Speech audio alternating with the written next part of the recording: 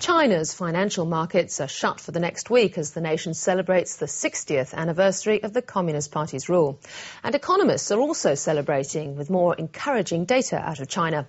Latest manufacturing figures confirm the country's economy is continuing to gather pace, with the official Purchasing Managers' Index producing its strongest reading in 17 months.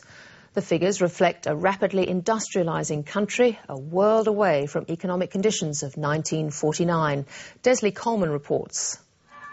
60 years ago, Chairman Mao Zedong draped China in communism.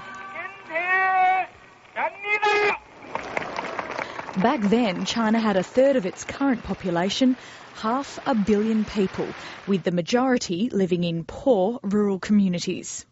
Since the Communist Revolution, there have been two distinct phases of economic development. The pre-78 era was very much a focus on the heavy industrial sector.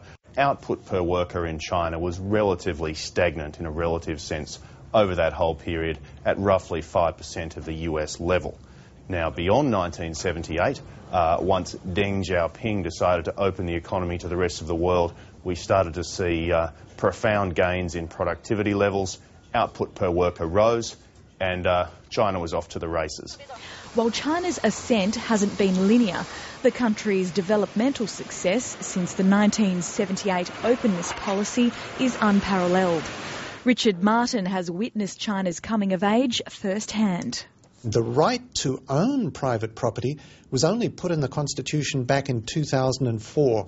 So, we're talking about a market of 1 billion people who had no access to mortgages, car ownership, that sort of thing. That's all started this decade. And it's so we're at the start of a dramatic transformation of that economy. We're talking about a lower class and an emerging middle class that can now access credit to own a home. The change has been stunning. Farmers have flocked to the cities for jobs, which has grown the nation's new middle class. In 1985, all but 1% of China's population lived in poverty. Over the last decade, the poverty level has dropped to 77%, while the upper middle class has grown to 9%.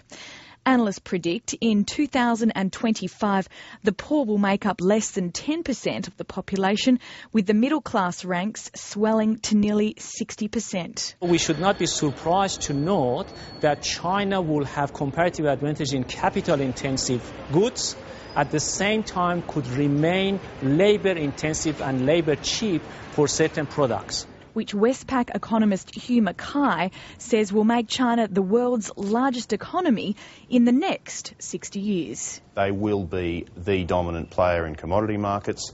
They will be the single largest consumer of almost everything we can think of. For the next week at least, reforms and policy development might be on hold as China basks in its glow of red flags and its economic might.